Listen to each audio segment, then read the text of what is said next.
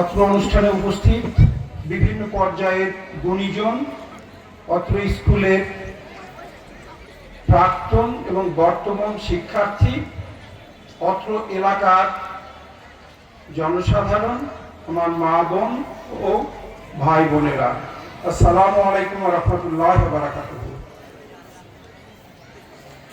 আজকের এই অনুষ্ঠান প্রথমত আমার বড় ভাই চেয়ারম্যান সাহেব বলে গিয়েছেন যে আসলে এটা আমরা জুন মাসের 12 তারিখে করার চেষ্টা করেছিলাম এবং ওয়েদারগত বা আবহাওয়াগত পূর্বাভাসের কারণে আমাদেরকে এই অনুষ্ঠানটা তখন পোস্টপন্ড করে ডিসেম্বর মাসের এই আজকের দিনে 18 তারিখে পুনর্নির্ধারণ করতে হয়েছিল।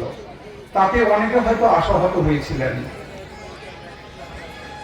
এবং অনেকে আমাদের উপরে অভিমান করে হোক, রাগ করে হোক, ক্ষোভ করে হোক এই অনুষ্ঠানে আজকে অংশগ্রহণ করছেন না। এই সংখ্যাটা এখন তো নিতান্ত ছোট নয়, প্রায় 120 জন আপনারা আপনাদের রেজিস্ট্রেশন ফি ফেরত নিয়েছিলেন। আপনাদের জন্য সত্যিকার অর্থে আমার সহমর্মিতা লাগছে, আমার মনে কষ্ট আছে, কিন্তু সাথে সাথে আপনাদের প্রতি বা আমরা যারা এখানে উপস্থিত আছি তাদের সবার প্রতি অনুরোধ, আমরা যারা মুসলমান ধর্মে বিশ্বাস করি, আমাদেরকে আল্লাহ কোরআন শরীফের মাধ্যমে শিক্ষা দিয়েছেন অনুমান নির্ভর কথা না বলা।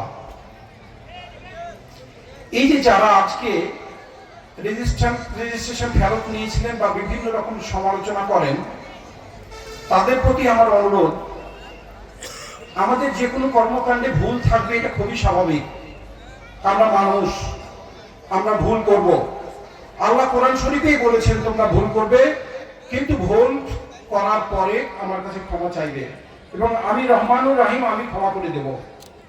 তো আমরা আমাদের বিভিন্ন কর্মকাণ্ডে আমরা ভুল ছোট ছোট সহ বড় বড় বিভিন্ন সময় ভুল করি, কিন্তু আমি আজকে যে ভিন্ন রূপে আপনাদের সামনে হাজির হয়েছি, সেই ইয়াতে অনেকে বিভিন্ন রকম ভাবে সমালোচনা করছেন। সমালোচনা খুবই সুন্দর। আমি মনে করি ছোটকালে যে শিখেছিলাম, সবার আমি ছাত্র, স্টিল এখনো আমি সেটা বিশ্বাস করি, প্রতিদিনই আমি আমার চারপাশ থেকে কিছু না কিছু আমি শিখতেছি। কিন্তু আমার কষ্ট যে আপনারা আমাদের যে মিশন, আমাদের যে উদ্দেশ্য, সেই উদ্দেশ্য নিয়ে আপনারা আমাদেরকে চ্যালেঞ্জ করেন, কিন্তু গঠনমূলক সমালোচনা করেন। সমালোচনার স্বার্থে সমালোচনা নয়, আমার মিশন বোঝার জন্য আমার মনে হয় আমাদের এই অত্র এলাকার জনসাধারণ সহ বিভিন্ন এলাকায় যারা আছেন, আমি সমালোচনা নিতে কোনো সমস্যা নেই, কিন্তু সমালোচনা করতে হবে উদ্দেশ্য জেনে বুঝে। আমার মিশনটা কি আরো ভালোভাবে জানতে হবে।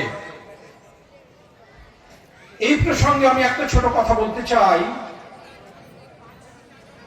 কোন একজন বিখ্যাত নেতা, এটা ওনার উক্তি, আমি নামটা বলছি না, যে আমরা যদি ভাগ্যবান হই তাহলে আল্লাহ আমাদের জীবন চলার পথে কোনো একটা সময়ে আমাদের নিজেদেরকে জিজ্ঞাসা করতে হবে, what is the purpose of me being a creation of আল্লাহ।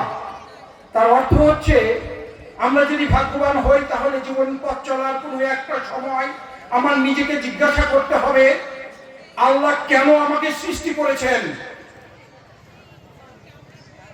এবং আমরা যদি ভাগ্যবান হই তাহলে তার উত্তরটা হবে যে আমার জীবনটা শুধুমাত্র আমার ভোগ বিলাস, আমার পরিবারের ভোগ বিলাস, সেটার জন্যই নয়। আমার জীবনটা আল্লাহ দিয়েছেন মানবতা তথা সৃষ্টিকুলের জন্য কিছু করার জন্য। আমরা যদি সত্যিকার অর্থে ভাগ্যবান হই তাহলে আমাদের মধ্যে এই উপলব্ধিটা আসবে জীবনের কোনো একটা সময়ে, কোনো একটা বয়সে, যে আমার জীবনটা শুধু আমার জন্য নয়।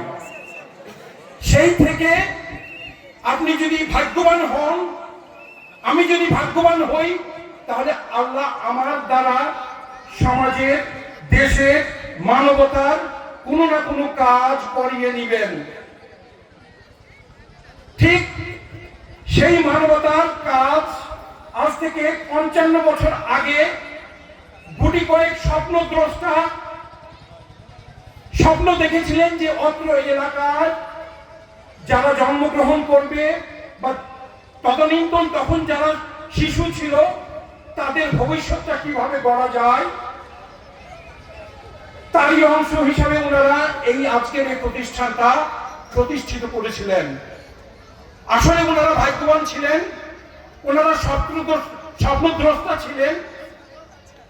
আসুন আজকে আমরা সবাই প্রাণ ভরে শ্রদ্ধার সাথে সেই স্বপ্নদ্রষ্টা মানুষগুলোকে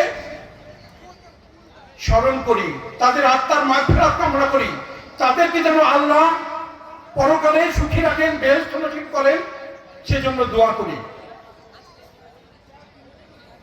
সাথে সাথে আপনাদের প্রতি অনুরোধ, ওই জিনিস